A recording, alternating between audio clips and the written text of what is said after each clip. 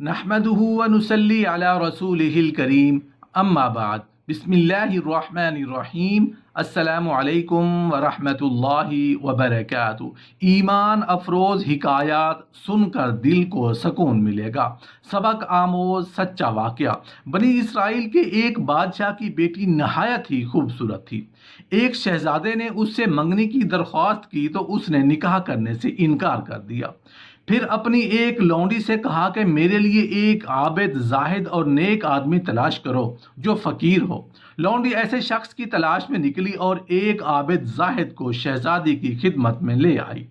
شہزادی نے اس سے پوچھا کہ اگر تم مجھ سے نکاح کرنا چاہو تو میں تمہارے ساتھ قاضی کے پاس چلوں؟ فقیر نے اس بات میں رضامندی کا اظہار کیا اور دونوں قاضی کے پاس پہنچے اور نکاح ہو گیا۔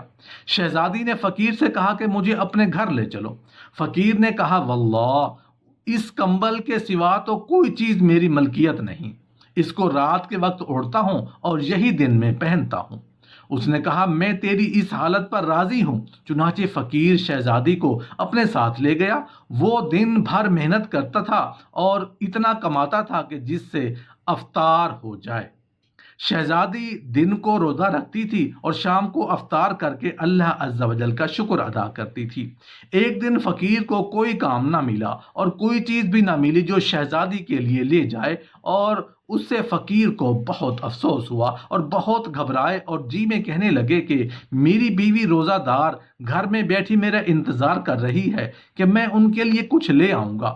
یہ سوچ کر وضو کیا اور نماز پڑھ کر دعا مانگی، اے اللہ تو جانتا ہے کہ میں دنیا کے لیے کچھ طلب نہیں کرتا، صرف اپنی نیک بیوی کی رضا مندی کے لیے مانگتا ہوں۔ اے اللہ عز و جل تو اپنے پاس سے مجھے رزق عطا فرما، تو ہی سب سے اچھا رازق ہے۔ اسی وقت آسمان سے ایک موتی گر پڑا۔ فقیر موتی لے کر اپنی بیوی کے پاس آ گئے۔ جب اس کی بیوی یعنی شہزادی نے دیکھا کہ وہ ڈر گئی اور کہا یہ موتی تم کہاں سے لائے ہو؟ ایسا قیمتی موتی تو میں نے اپنے باپ کے پاس بھی نہیں دیکھا تھا۔ اس درویش نے کہا آج میں نے رزق کے لیے محنت کی لیکن کہیں سے کچھ نہیں ملا، تو میں نے سوچا میری نیک بیوی افطار کے لیے میرا انتظار کر رہی ہوگی، میں خالی ہاتھ کیسے جاؤں؟ میں نے اللہ عز و جل سے دعا کی تو اللہ عز و جل نے یہ موتی عنایت فرمایا۔